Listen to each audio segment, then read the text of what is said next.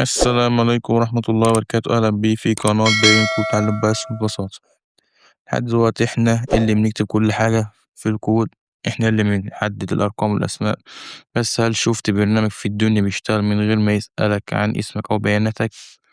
النهاردة نتعلم إزاي نفتح باب بين المستخدم وبين بايثون ونخلي البرنامج بتاعنا يسأل المستخدم ويجاوب، وبايثون بتنفذ. بس خلي بالك بايثون ودنها تقيلة شوية في نوع البيانات اللي بيستقبلها. لو ما ركزتش في التركاية دي كودك هيطلع غلط مش هتعرف تحله. أمر input هو الطريق اللي بايثون بيفتح بيه قوس المستخدم عشان يكتب اللي هو عاوزه. يعني نكتب name يساوي input، نفتح قوس، هنكتب print hello name، نعمل run، تدخل اسمك محمد هيطبع لك hello محمد. تمام، هنا البرنامج هيقف مش هيكمل غير لما المستخدم يكتب اسمه ويدوس انتر. الاسم اللي كتبه هيتخزن قائمة متغير نيم وبعدين نطبعه. ايج بيساوي input بيدخل العمر هقول ار يو، وكان نعمل برنت ايج بلس 1 يزود على العمر 1. نعمل رن، دخل عمرك، دخل مثلا يكون 18 سنة، تعمل هنا يطبع لك خط. طب تعمل ايه؟ تعرف المتغير، يبقى تكتب ايج بيساوي انتجر الاختصار INT ايج. تعمل رن كده، دخل العمر هقول له يسألك عن عمرك تدخل له 20.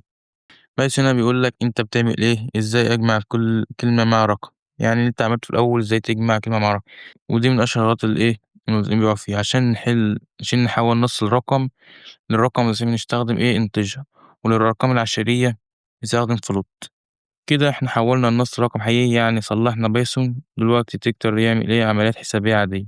تعالوا نعمل برنامج يطلب ايه رقمين ويجمعهم. نعمل num1 بيساوي input، بعد كده نفتح قوس ونكتب first number، بعد كده نعمل num2، بعد كده نعمل input، بعد كده ايه count number، بعد كده نعمل total بيساوي float number num1 بعد كده زائد float num2 print، بعد كده نفتح قوسنا نعمل the total is ونفتح ايه نعمل plus total، نعمل string total ماشي. بعد كده نعمل run، يقول لك دخل الرقم الأول هيبقى ايه، وليكن مثلا 15. دخل الرقم التاني هيبقى 20، هتبقى لنا كام 35. تمام. تمام، نعمل كمان مرة كده بنتخب بقى أرقام عشرية، نعمل مثلا 20 ونص و9 من 10 و5 ونص. نعمل رن، هتبقى 26 و4 من 10. استخدمنا فلوت علشان ايه، عشان لو المستخدم كتب 5 و5 من 10 البرنامج يشتغل.